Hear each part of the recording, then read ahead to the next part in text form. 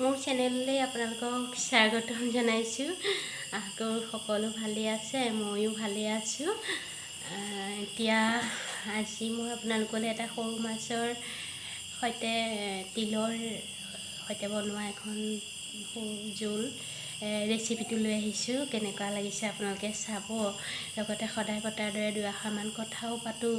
কথা মানে কি আৰু কৰোণা কৰোঁতে কৰোণাই মানে মনবিলাক কৰোণাই হৈ গৈছে চবৰে। কিন্তু আজি মানে কি মই এইটো কথা পাতিবলৈ বিচাৰিছোঁ যে ভাতকেইটা বনাওঁতে মানে সকলো সদায় কৈয়ে আহিছোঁ পজিটিভ মনোভাৱ লৈ পেলাই ভাতকেইটা ৰান্ধিব লাগে।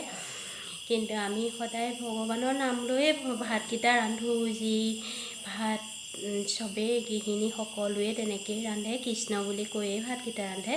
কিন্তু আজি আপোনালোকে এনেই মানে কি সদায় ভবাৰ দৰে আজিও এনে ভাবিবচোন, মানে অসুখ কৰি থাকি পেলাই ভাতকেইটা নাৰান্ধি আমাৰ সকলোৰে অসুখবোৰ ভাল হৈ গৈছে, আমি নিৰাময় হৈছোঁ। আৰু সদায় মনত অসুখৰ ভাৱটো ৰাখি পেলাই ভাত নাৰান্ধিব। ভাতটো যে আমি সদায় নিৰোগী, আমাৰ ঘৰত যিমানেই বেমাৰী নাথাকক আমি সকলো ভাবিব লাগিব যে আমি সকলো নিৰোগী। এই ভাৱষাৰ যেতিয়া মনটো মনত সোমাই আপুনি ভাতকেইটা ৰান্ধিব, লাহে লাহে দেখিব আপোনালোকৰ ঘৰৰ কোনোবা ৰোগী মানুহ থাকিলেও নিৰোগী হৈ আহিছে আৰু মনবিলাক চবৰে স্বাভাৱিক হৈ আহিব, মনবিলাক ভাল হ'ব।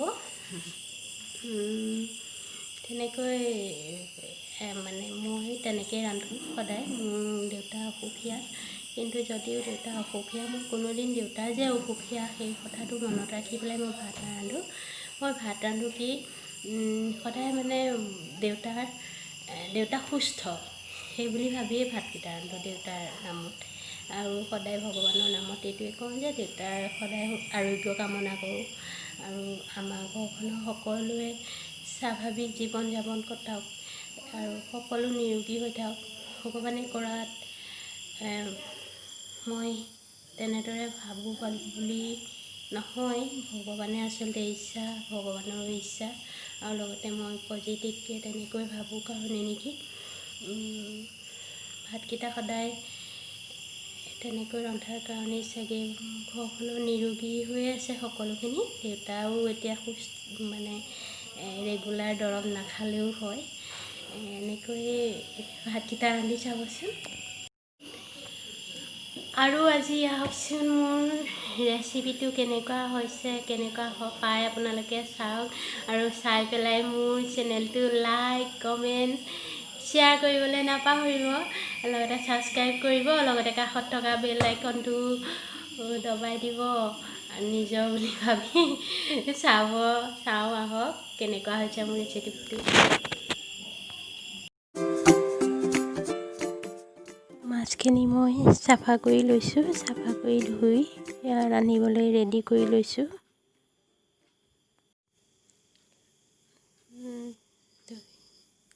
ইয়াত তিল লৈছোঁ, এবাটি তিল লৈছোঁ, অকণমান আদা লৈছোঁ আৰু নহৰু বাকলি গুচাই মই নহৰু খুন্দি লৈছোঁ।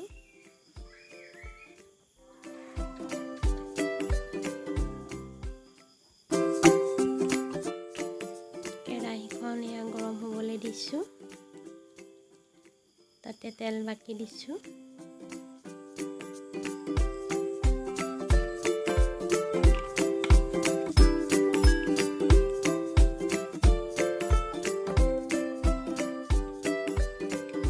তেলখিনি গৰম হৈছে আৰু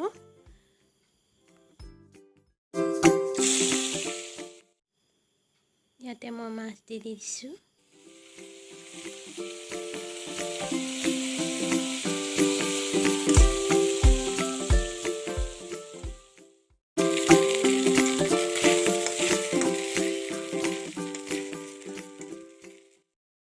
ভজা হ'ল, এতিয়া মই মাছখিনি কাঢ়ি ল'ম প্লেটলৈ।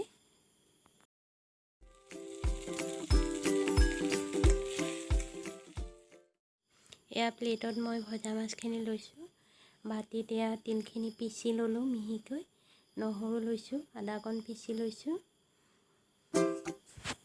কেৰাহীখন পাতি লৈ মই তাতে তেল দিছোঁ।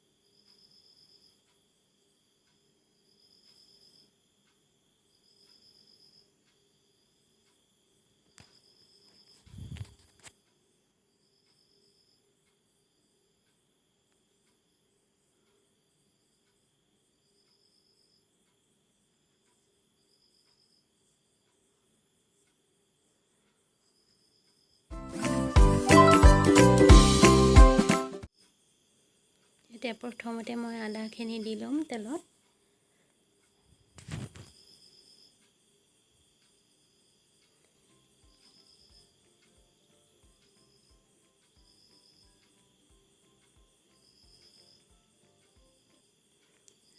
জলকীয়াটো দি দিছোঁ।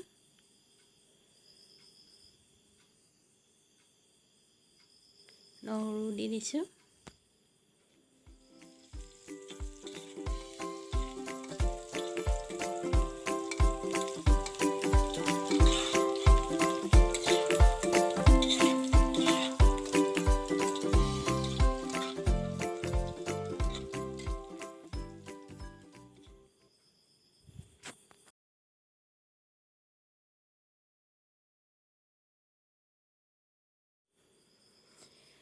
অকণমান ৰঙচুৱা হোৱাকৈ ভাজিব লাগিব। ৰঙচুৱা হোৱালৈকে অকণমান ভাজিম মই। চাই থাককচোন বাৰু। বেছি টান ৰেচিপি নহয় আৰু মই বেছিকৈ গুড়ি মছলাখিনি বেছি ইউজ নকৰোঁ।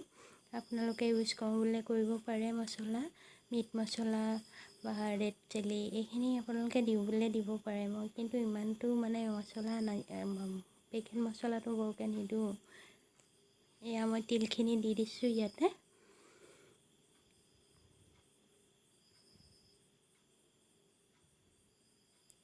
তিলৰো এটা নিজৰ মানে মছলা গুণ এটা আছে। তিলখিনি এনেও আপুনি চাবচোন, তিলটো ভাজিলে কেতিয়া খাই মানে ভাল লাগে।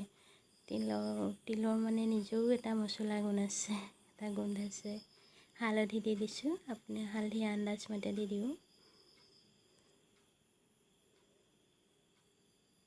নিমখ দিছোঁ তাতে।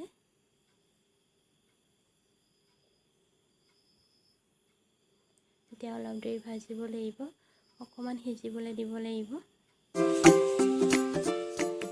সিজিছে আৰু ইয়াতে মই মাছখিনি দি দিম।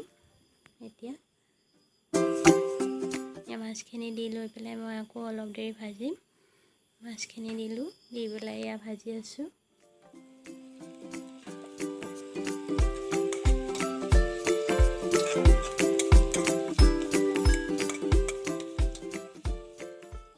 ইয়াতে এবাটিমান পানী দি দিছোঁ মই, বেছি পানী দিয়া নাই, অকণমান পানী দিছোঁ।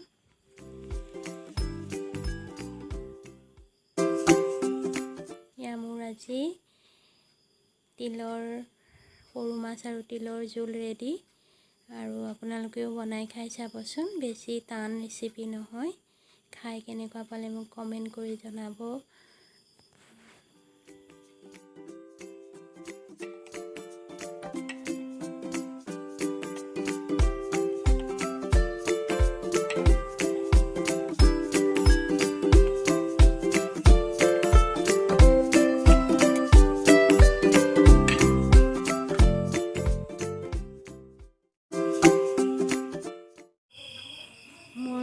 ৰেচিপিটো চাই আকৌ ভালেই পালে। মই আকৌ এটা নতুন ৰেচিপি লৈ আপোনালোকৰ ওচৰলৈ আহিম। আজিলৈ বাই বাই।